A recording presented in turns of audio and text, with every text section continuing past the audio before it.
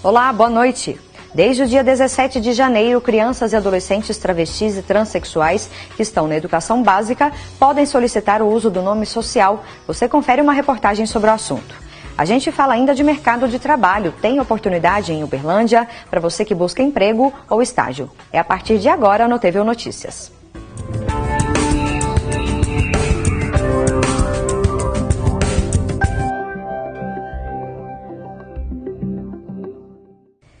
Desde o dia 17 de janeiro, crianças e adolescentes travestis e transexuais que estudam na educação básica, ou seja, ensino infantil, fundamental ou médio, podem solicitar o uso do nome social. A resolução foi homologada pelo Ministério da Educação e tem a proposta de reduzir a violência e o abandono da escola. Alice tem 17 anos. Aos 6, ela já sabia que era homossexual. Aos 12, se descobriu mulher. Diz que não gostava de se olhar no espelho e se ver vestida como homem. Só que eu não sabia o que era trans. Eu não tinha conhecimento desse mundo por sempre ter sido banido de saber sobre essas coisas pela minha família, porque eu acho que a minha família já sabia que eu apresentava sinais de que eu seria uma pessoa trans e que eles queriam me tirar aquilo, não queriam que eu ficasse sabendo daquilo, sabe? Eles queriam evitar de toda forma que chegasse a um momento que eu virasse e falasse, não, eu me descobri hoje uma pessoa trans e eu vou expor isso ao mundo. Então foi com 12 anos e tive primeiro esse conflito comigo mesmo para depois eu ter a certeza disso. Na verdade, a primeira coisa a gente tem que diferenciar. Então, a pessoa, quando ela nasce com sexo biológico, ela foi identificada como homem ou mulher, menino ou menina, pelo sexo que o médico olha ali. Mas, na verdade, a identidade de gênero, ela é um pouco diferente disso. A pessoa nasce com um determinado sexo biológico, lá no nascimento, mas ela se identifica com o sexo oposto. Então, essa pessoa, ela vai se identificar com outro sexo e vai sentir bem com esse outro sexo. A partir do dia 17 de janeiro, crianças e adolescentes travestis e transexuais podem usar o nome social nos registros escolares da educação básica, que inclui ensino infantil, fundamental e médio. Alice conta que já é conhecida na escola pelo nome social e que, mesmo com a normativa do MEC, é preciso avançar mais em relação aos direitos dos travestis e transexuais. Eu acho que em 10 anos eles não fizeram nada pra gente e agora em um mês eles colocam que a gente pode ter o nosso nome social dentro da escola, eu acho que é uma coisa muito pequena, entendeu? Eu acho que além de ser uma coisa muito pequena, é pensar pequeno a gente querer achar que tá bom. A gente virar e falar assim, ai, tá ótimo e foi tudo nome social agora e tal. Eu acho que é muito pouco. Eu acho que eu usar o meu nome social dentro da escola e continuar perdendo os meus direitos, continuar sendo uma pessoa que vai sofrer dentro do ambiente escolar, não muda nada. Eu só vou sofrer com o nome. A Unesco estima que no Brasil, 45% dos estudantes trans desistem das aulas por terem sofrido bullying na escola. Além disso, a organização acredita que 72% da população trans não cursou o ensino médio. A nova resolução do MEC é uma tentativa de reverter esse quadro e reduzir a violência contra pessoas trans nas escolas, para evitar que abandonem os estudos. Essa professora de Direito acredita que, apesar de não ser uma lei, a resolução deve ter eficácia. O MEC estabelece que, para quem é menor de idade, a solicitação deve ter autorização dos pais ou representantes legais. Quem tem 18 anos ou mais pode fazer o pedido. Segundo a professora de Direito, isso é uma questão de respeito ao que estipula o Código Civil. Todos os atos da nossa vida civil devem ser regidos pelo Código Civil em relação à maioridade. Então, seja um contrato de casamento, seja um contrato, qualquer tipo de ato civil, você tem que ter maioridade. Caso você seja menor, absolutamente, ou relativamente capaz, você vai precisar do seu representante legal. Então, não é só porque é uma questão de mudança de nome social. Em todos os atos. Então, deve ser observado, sim, essa questão da representação dos pais. O diretor da Escola de Educação Básica da UFO diz que a ESEBA enxerga a resolução do Ministério da Educação como um progresso. Chegando essa novidade agora para que nós façamos ou adotemos, a partir de uma normativa do MEC, o uso social na escola de educação básica, para além da discussão do tema, que faz parte dos projetos das áreas especializadas, das crianças desde a adolescência, desde a primeira infância até a adolescência, da psicologia escolar. Assim que casos como esse surjam para que a escola adote esse nome social, a comunidade vai ser mobilizada no sentido de transformar essa ação, esse direito pedido pela família, agora reconhecido pelo MEC, em ação concreta, imediata, pela direção, pelo corpo diretivo, pelo corpo docente, pelo corpo técnico, em profunda sintonia com as famílias, na gestão dessas questões. Ainda segundo ele, a ESEBA já promove debates e deve trabalhar com parcerias em casos de alunos que desejam pedir para usar o nome social. Pressupõe-se a direta participação da família e, consequentemente, também de outros profissionais externos à escola que vão dar o suporte do ponto de vista psicológico, emocional, afetivo, para que a gente lide com essa questão que é trazida para dentro da escola, na medida em que faz parte também da sociedade como um todo. Segundo a professora de Direito, caso alguma escola se recuse a respeitar o nome social do aluno, existem algumas medidas que podem ser tomadas para garantir que o estudante seja chamado pelo nome com o qual se identifica. Ou ele deve procurar a Secretaria de Educação, seja municipal ou estadual, conforme foi a negação, tá, a negativa, e recorrer dos seus direitos. Caso a Secretaria não resolva, tem como recorrer ao Conselho Nacional da Educação, que foi o órgão que iniciou esse processo de exclusão, que deu um parecer favorável e, posteriormente, o MEC editou essa resolução.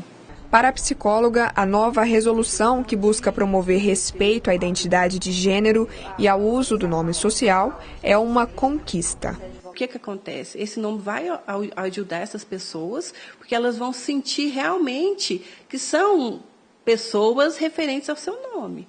Então, eu passo a ser chamada pelo meu nome social a partir da minha identificação de gênero. De acordo com o Sebrae, o segmento Plus Size tem um crescimento de 6% ao ano. Várias lojas têm se especializado no mercado, mas vestem praticamente todo mundo. As modelagens vão do 36 ao 60. A Rafaela já trabalha há 21 anos no mundo da moda. Consultora de marca, de estilo e modelo, ela também agencia modelos plus size, um mercado que só vem crescendo. Há 8 anos atrás, eu tive um problema de saúde, eu engordei 50 quilos e aí eu retornei para o mercado da moda, né? Fui convidada, foi quando houve o boom da moda plus size no país, né? Em 2009. E retornei. É bem complicado, porque agora, por exemplo, em Minas, só agora que está acontecendo um respeito maior mesmo, em relação a agências, em relação às marcas, né? Estão levando a sério o trabalho como modelo. Só na última Fashion Week de Nova York, cerca de 200 modelos plus size desfilaram. A americana Ashley Graham, que já vem mostrando há algumas temporadas que veio para mexer com os padrões do mundo da moda, desfilou para o estilista Michael Kors.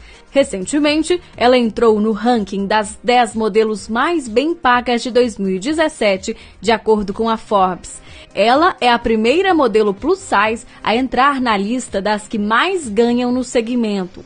Outro exemplo é a também americana Candice Ruffin. Em 2015, ela fez parte da campanha #PlusIsEqual, pela igualdade de mulheres manequins diferentes no mercado.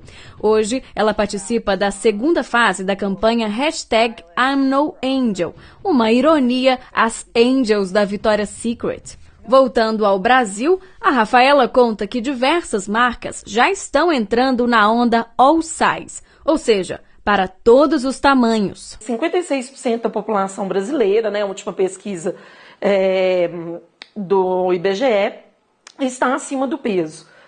Está acima do peso e veste acima de 44, né? Porque isso aí a gente não considera os obesos, né? Então, se for os obesos, é 65%, 66%.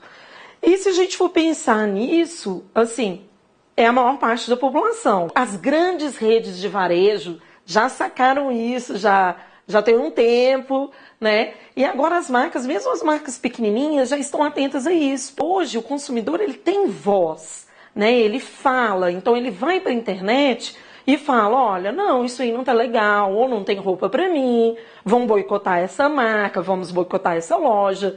Então as marcas já acordaram. Estar fora dos padrões rígidos de magreza não significa que você não pode ter estilo. Com peças básicas, a nossa consultora garante que dá sim para montar vários looks. Então eu pensei num guarda-roupa com clássicos da moda. Camisa jeans é sempre um clássico, né? Camisa jeans a gente pode amarrar ela aqui assim, ó, e ela virar um coletinho, né? Então ela pode ser usada tanto no frio quanto no calor, uma camisa assim levinha. A gente tem também calça de couro. Calça de couro sempre dá para usar, fica muito lindo. E mesmo com a blusa, olha, com a blusa de malha normal, fica muito lindo. Você pode colocar a camisa jeans nesse look e colocar assim um tênis metalizado, que fica legal também.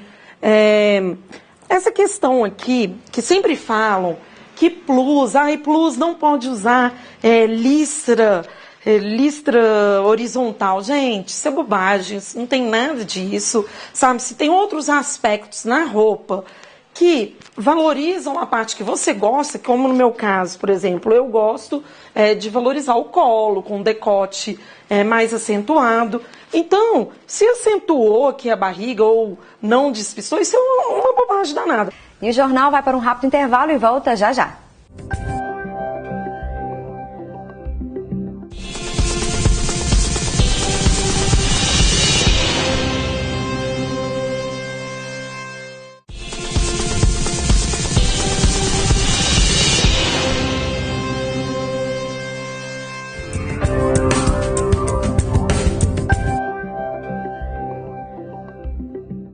Hora de conferir como fica o tempo amanhã em Uberlândia e em algumas cidades da região. Olha só.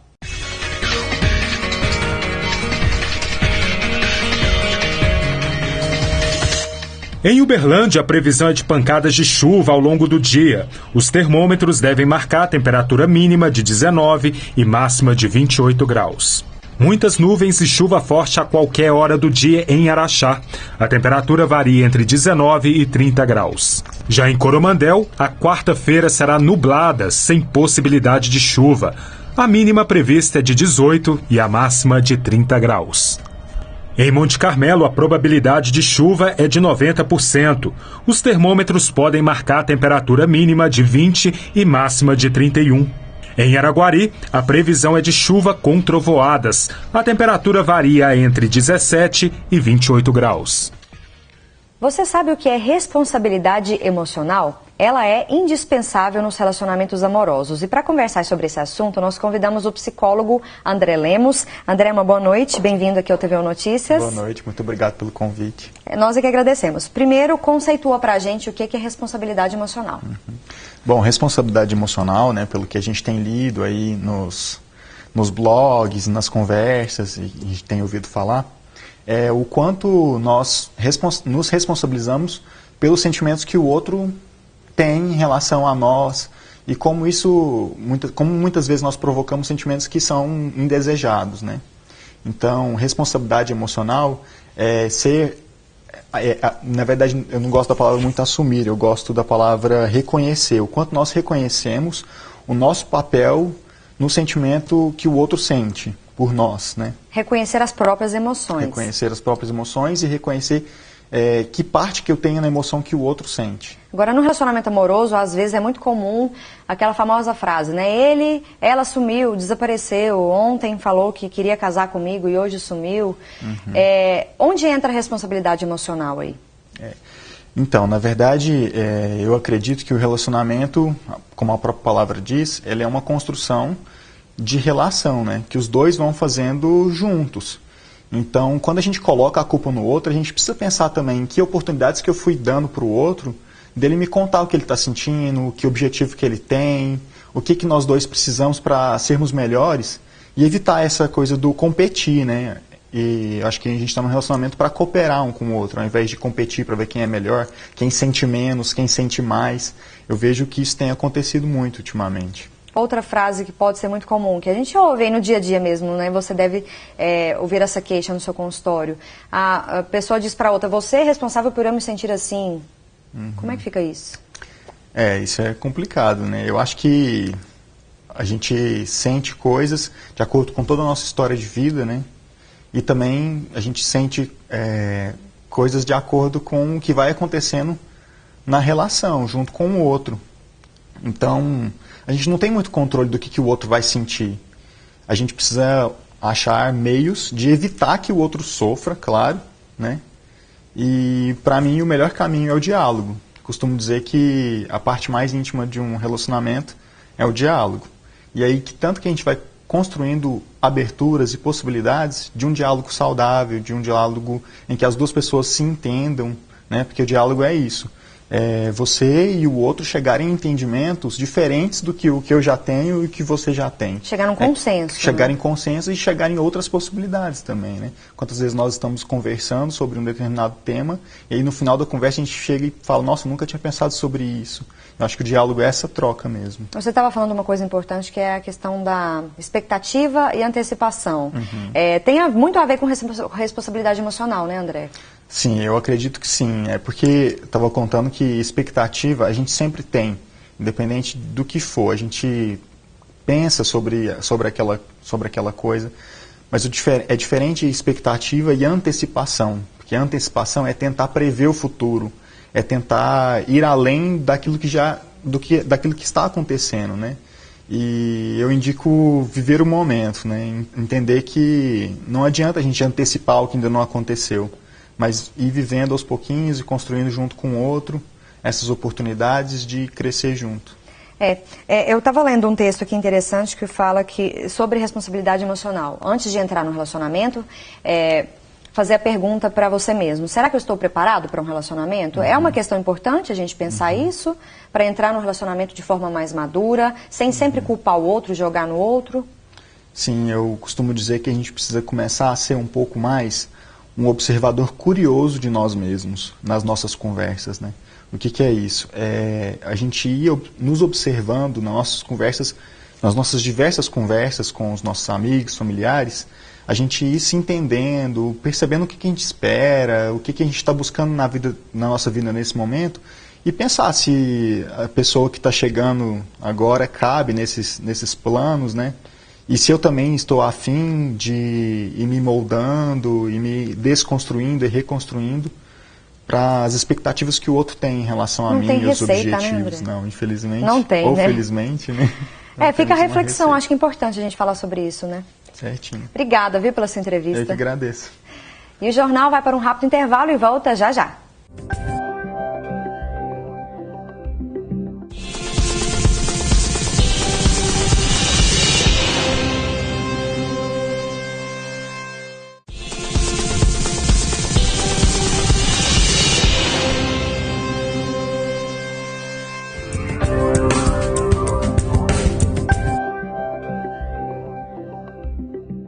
Voltamos falando de mercado de trabalho. O Brasil fechou o ano de 2017 com mais demissões do que contratações. Segundo dados oficiais, só o setor do comércio que tem registro de abertura de novas vagas. Em 2017, o Brasil fechou 20.800 postos formais de trabalho. Desde 2015, foram mais de 2.800.000 vagas extintas. Foi o terceiro ano consecutivo em que o número de demissões superou o de criação de vagas com carteira assinada no país. 5 dos 8 setores da economia fecharam vagas no ano passado e a construção civil foi o setor que mais demitiu e menos contratou. Apesar de negativo, o resultado foi o melhor desde 2014. O país tem hoje 38.290.000 empregos formais, a média mais baixa desde 2011. Os números do CAGED, o Cadastro Geral de Empregados e Desempregados, mostram ainda que as mulheres foram mais atingidas pelo desemprego no ano passado.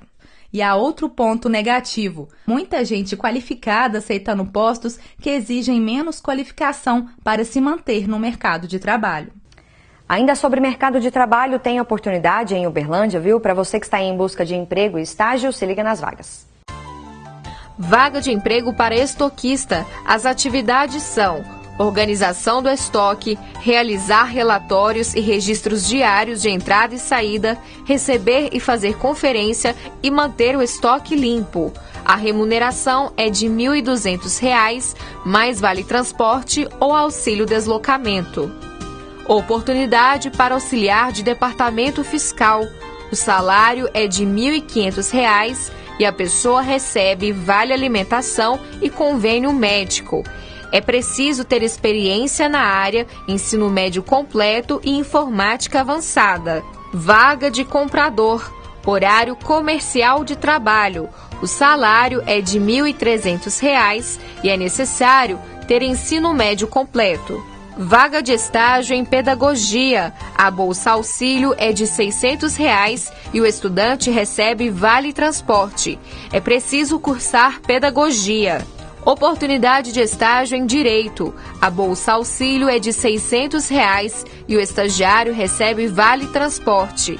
É preciso estar cursando ensino superior em direito e ter carteira de estagiário da OAB. Vaga de estágio em coleta. Dentre as atividades estão atendimento ao público, coletar e triar materiais para realização de exames e centrifugar amostras biológicas. O estudante recebe bolsa auxílio de R$ 650 e outros benefícios. O horário é de segunda a sábado, de 6h30 da manhã às 11h30. Pois é, como a gente viu aí, tem vaga, mas também tem muita gente desempregada. São mais de 12 milhões e meio de pessoas sem emprego no Brasil, segundo a Pesquisa Nacional por Amostra de Domicílios Contínua, divulgada pelo IBGE em dezembro de 2017. E para quem quer conquistar a tão sonhada vaga no mercado de trabalho, se liga neste bate-papo que vai começar agora com a psicóloga Tamara Reducino. Boa noite, Tamara. Boa noite. Obrigada, viu, pela presença aqui no TVO Notícias. Eu que agradeço. Bom, a entrevista de emprego, ela é meio que a parte final, o processo começa muito antes, né? Isso. É uma preparação que tem que ser bem pensada, bem planejada, para não ter esses erros que a gente tanto vê aí, né? Como é que é essa preparação? Como é? Então, o candidato, ele precisa pensar no que ele está buscando. Então, qual que é o meu propósito em busca de uma oportunidade de emprego? Né? Então, ele precisa buscar empresas onde vai fazer sentido ele estar trabalhando. Então, para ele ter esse foco, ele também precisa estruturar o currículo dele, para ele ser um bom candidato para a vaga de trabalho. Então, ele precisa fazer um currículo coerente, com as informações realmente que ele trabalhou, fazer um currículo cronológico, fazer um currículo dinâmico, porque esse currículo vai ser a porta de entrada para a futura empresa que ele deseja trabalhar. Mas não garante, né? Um currículo, assim, muito bom, muito bem planejado, também não garante a vaga, né? Tem toda uma questão por trás de planejamento. Precisa. Esse candidato, ele precisa ter consciência das informações do currículo dele, certo? Então, ele também precisa estar preparado, porque às vezes ele vai para um processo seletivo que o nível de ansiedade dele está altíssimo. Então, ele precisa se preparar antes da entrevista. Então, ele precisa se conhecer, buscar as informações que ele pode trazer para a entrevista, para ser um diferencial para aquela empresa.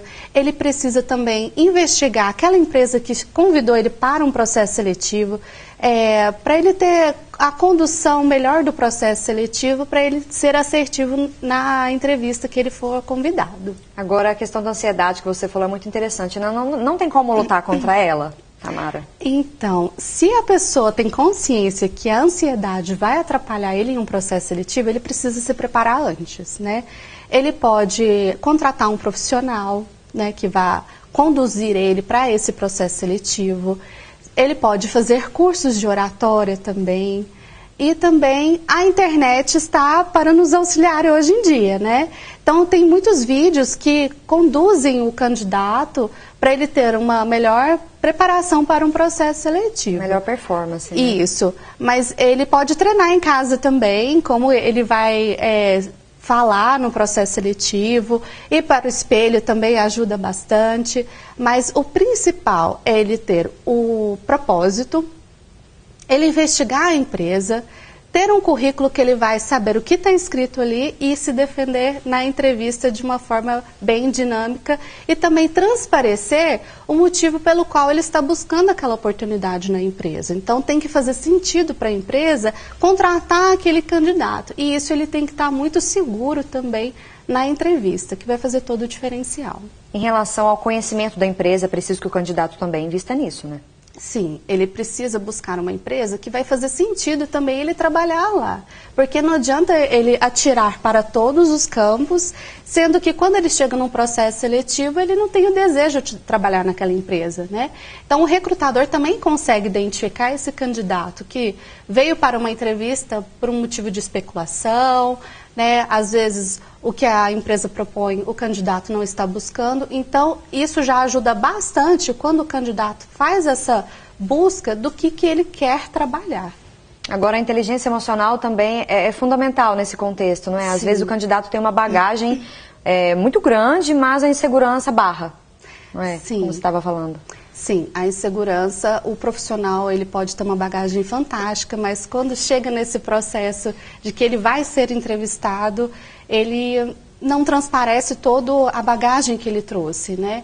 Então, quando a gente fala do propósito, do olhar para si, de ter a consciência do trabalho que ele exerceu, do potencial que ele tem, ele precisa se apropriar disso. Dos pontos fortes do candidato. Dos pontos fortes que ele mesmo tem. Então, ele precisa trabalhar nessa maneira. Então, ter a consciência, esse é meu currículo, eu sou bom nisso, nisso, naquilo, e é isso que eu preciso para uma boa entrevista. Interessante, fica a dica. Obrigada, viu, Tamara? De nada.